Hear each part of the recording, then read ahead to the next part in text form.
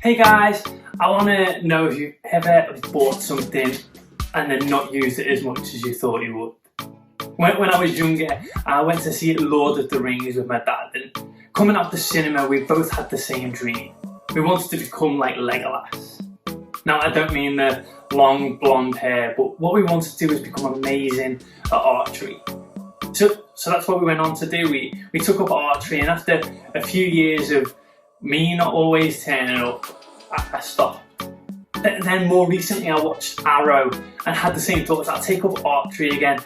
And I sorted out my old bow and went down, and I actually only went down twice.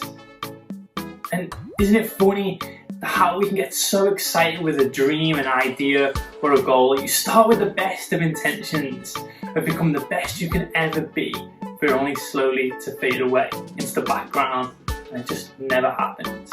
It's like that saying, out of sight, out of mind. And the same thing can happen with our friends that we want to stay close to but end up drifting apart. You see, without a habit of seeing our friends, or even practicing a habit, making a habit of a skill, those dreams, those goals just never come true.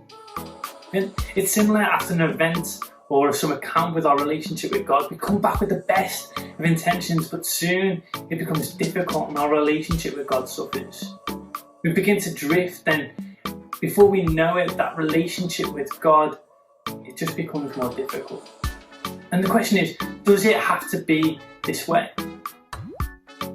When Jesus was on the earth, he was often confronted with many questions, and one time he was surrounded by many religious leaders, and one of them asked, "What is the greatest commandment?" Jesus' response was, "Love the Lord your God with all your heart, with all your soul, with all your mind, and with all your strength." And Jesus tells us what to do. In fact, Jesus kind of sets us another goal. He wants us to love an invisible God with everything we have.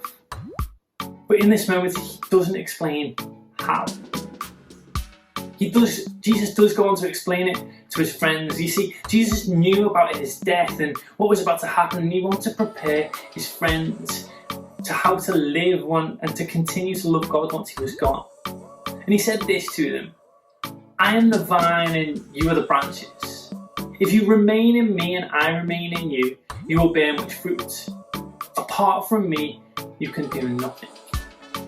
See, Jesus gave a picture to his friends to help them understand how to live.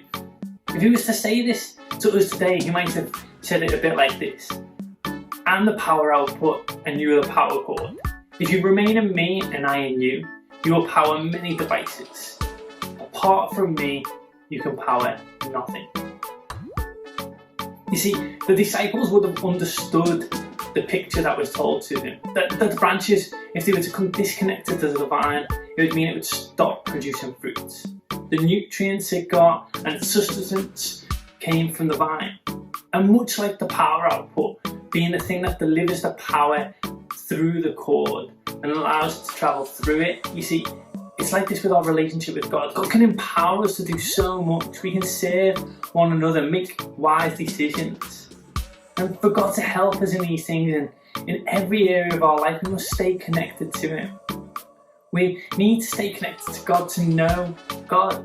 And we need to know God in order to love God more. And loving God, that's what Jesus said was the most important thing to do. In order to love God with everything, we must remain connected to him with all that we are.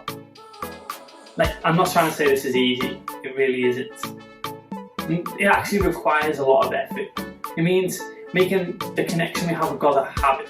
Like, loving God with all our heart, mind, soul and strength means that we're going to be putting in effort over time to make this happen.